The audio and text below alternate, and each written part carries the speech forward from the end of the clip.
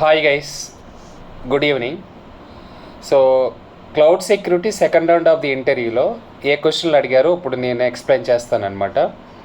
So first round of the ఇంటర్వ్యూలో candidate clear అయ్యాడు అనమాట. సో ఆల్రెడీ నేను వీడియో 2 days బ్యాక్ అప్లోడ్ చేశాను. Please go through that one once again if anyone is missed out. So second రౌండ్లో యాక్చువల్గా manager round అనమాట.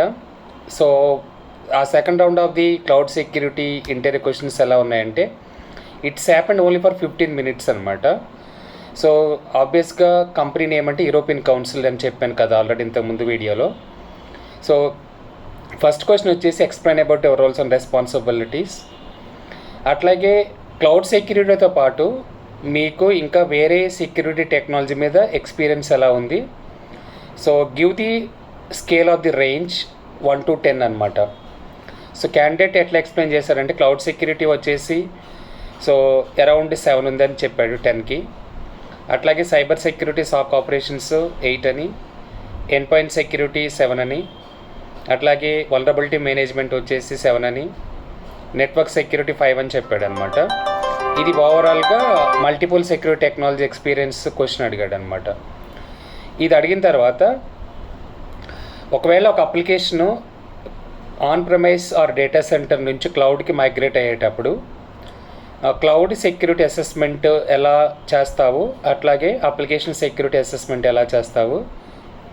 So what are the different types cloud services you will enable and also what are the different types of BYOL licences you will enable. ఇది ఒక question అనమాట.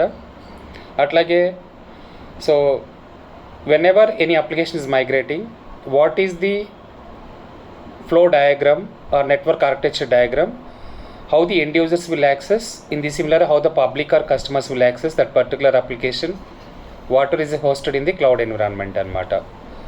తర్వాత AWS experience ఎంత ఉంది, అట్లాగే Azure ఎక్స్పీరియన్స్ ఎంత ఉంది.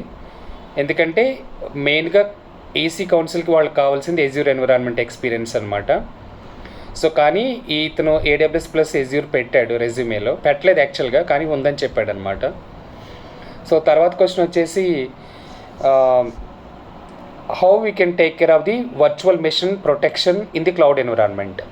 అంటే ఒక వర్చువల్ మెషిన్ని మన Azure ఎన్విరాన్మెంట్లో క్రియేట్ చేసినప్పుడు ఆ వర్చువల్ మెషిన్ని ఎట్లా ప్రొటెక్ట్ చేస్తాము అంటే ఇండైరెక్ట్గా వాళ్ళు ఎట్లా అడిగారు అంటే సర్వర్ ప్రొటెక్షన్. వర్చువల్ మెషిన్ కాబట్టి it's a one type of server కదా.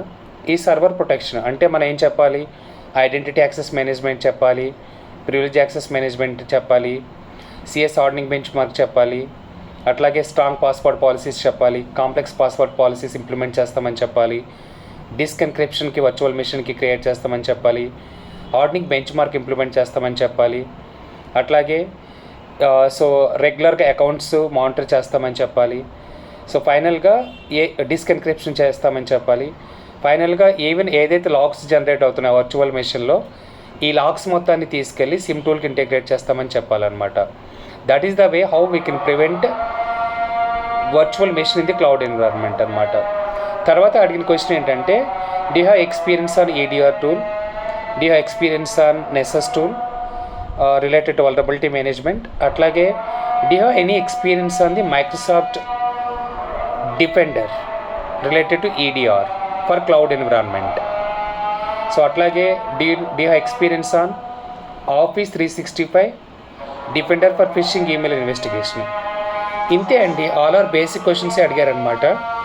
ఫైనల్గా ఆ క్యాండిడేట్ యూరోపియన్ కౌన్సిల్కి సెలెక్ట్ అయ్యాడు. Very soon he will join in the European Council as a cloud security engineer. Thank you so very much for watching the video and have a nice evening.